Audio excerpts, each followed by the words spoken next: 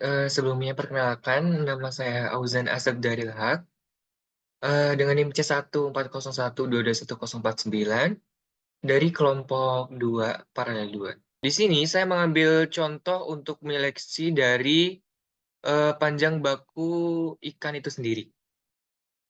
Awal-awal kita mengcopy panjang baku yang ada di sini ke sini. Setelah di-copy, lalu kita merata-ratakan total panjang baku tersebut dengan rumus rata-rata yaitu average.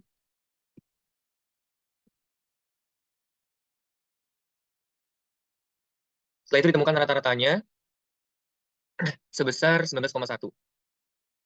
Sebelum kita menentukan seleksi famili individu ini, kita harus mengurutkan dari yang terbesar ke yang terkecil dengan sort by large to small. Continue aja.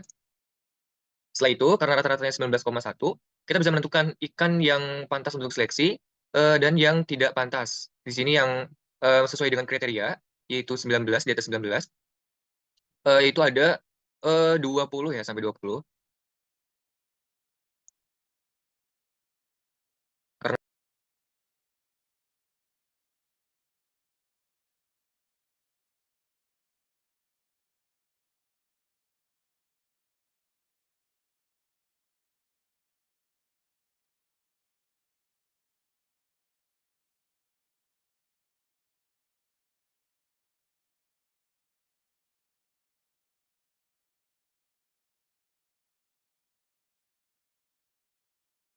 sebelum itu, kita tentukan rata-rata dari panjang baku masing-masing family. Untuk panjang baku rata-rata panjang baku family kelompok 2 tadi sudah dihitung. Lalu panjang baku rata-rata family ke-6 sama seperti tadi. Nah, lalu kita lihat di sini rata-rata dari family siapa yang lebih besar. Di sini rata-rata yang paling besar itu dari family kelompok 5. Nah, rata-rata yang kelompok 5 ini karena dia paling besar, kita masukkan dia ke dalam kriteria between family di sini. Ini data family kelompok 5. Sedangkan untuk within family, kita memasukkan 5 data setiap kelompoknya. Setelah menentukan tahap between family, kita lanjut ke tahap penentuan data panjang baku dari kelompok yang lolos dari tahap between family ini, yaitu kelompok 5. Nah, di sini kita mengambil 10 data dari kelompok 5, 10 saja, lalu kita copy ke sini. Setelah itu, data ini kita rata-ratakan, yaitu menggunakan rumus average. Kita tentukan juga standar deviasinya. Standar deviasi itu adalah batas atau gambaran dari sampel yang kita dapatkan, yang dimana standar deviasi, jika dia semakin kecil, maka kualitas ikan tersebut akan semakin baik. Dengan rumus seperti ini, lalu kita hitung genetik pertama. Caranya, kita masukkan rumusnya, itu rumusnya seperti ini.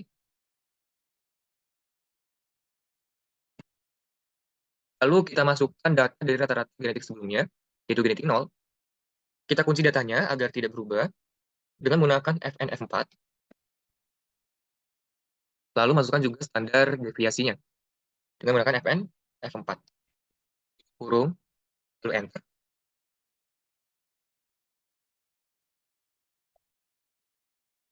Datanya didapatkan. Data yang didapatkan ini akan selalu berubah, sehingga kita harus mengcopy data tersebut ke sini, paste. Lalu kita pakai paste spesial agar data itu tidak berubah.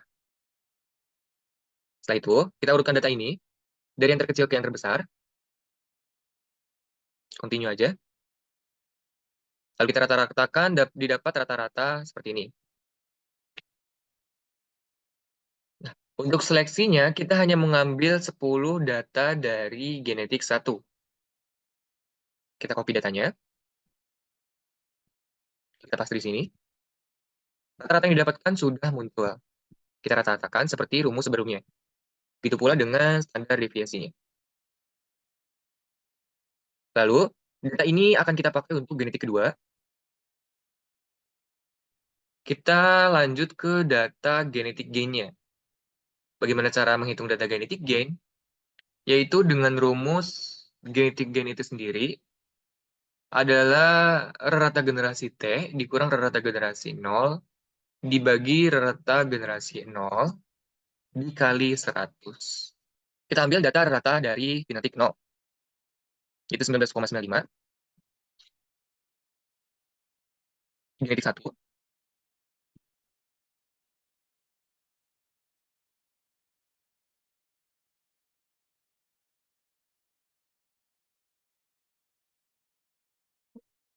kita pakai untuk spesial biar tidak berubah, fase spesial, kita copy saja. Dan yang terakhir data genetik 3.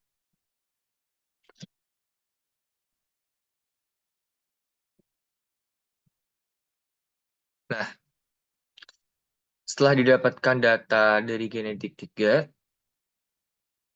kita hitung genetik gen yang pertama. Caranya bagaimana? Caranya, rata generasi T, yaitu generasi genetik gen yang pertama, yaitu G1, dikurang rata generasi 0, dikurang G0, lalu dibagi G0 dikali 100. Sebelumnya, kita masukkan data dari genetik gen yang ketiga. Kita paste di sini, pakai paste spesial. Lalu kita urutkan dari yang terbesar hingga yang terkecil. Continue. Nah, lalu kita bikin pembulatannya. Bagaimana cara membuat pembulatannya? Itu dengan rumus seperti ini. Kita pakai 0,1 untuk pembulatan ke atas.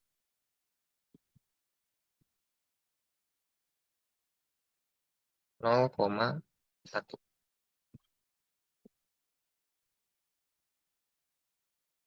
Lalu kita scroll ke bawah.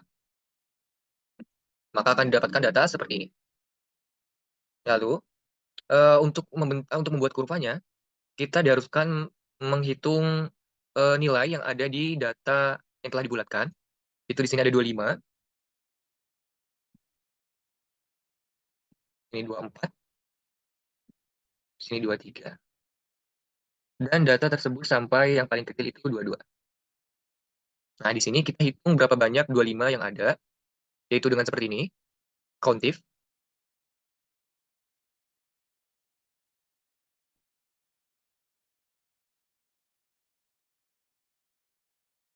Kita pakai VNF4 untuk menguncinya, lalu dengan data 25 kita sendiri.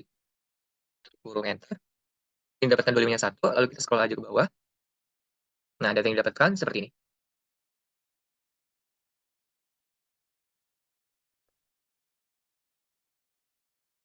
Nah, sebelum kita masuk ke kurvanya,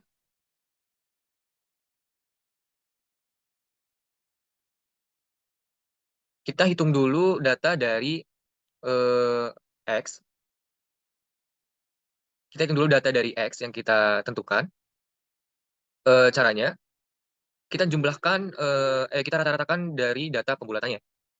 Di sini rata-ratanya telah didapat, itu segini. Lalu untuk X komanya, kita copy saja rata-ratanya ke sini. Lalu kita tentukan nilai Y. Untuk menentukan nilai Y ini, kita lihat berapa persentase angka yang paling banyak, yaitu di sini 21. Maka kita harus melebihi dari angka tersebut. Di sini saya tulis 25,0. Nah, lalu kita bikin kurvanya. Caranya bagaimana? Caranya, kita blok dulu ini, kita ke insert, kita recommended charts. Nah, di sini ada kurva yang cocok untuk data yang telah didapatkan. Untuk mengetahui persebaran datanya, yaitu XY-nya, kita blok ini, lalu kita klik kanan, lalu kita pencet select data. Kita add. Untuk series X-nya, kita masukkan ini. Dan untuk series Z-nya, kita masukkan ini. Telah didapatkan nilai kurva dari genetik ketiga.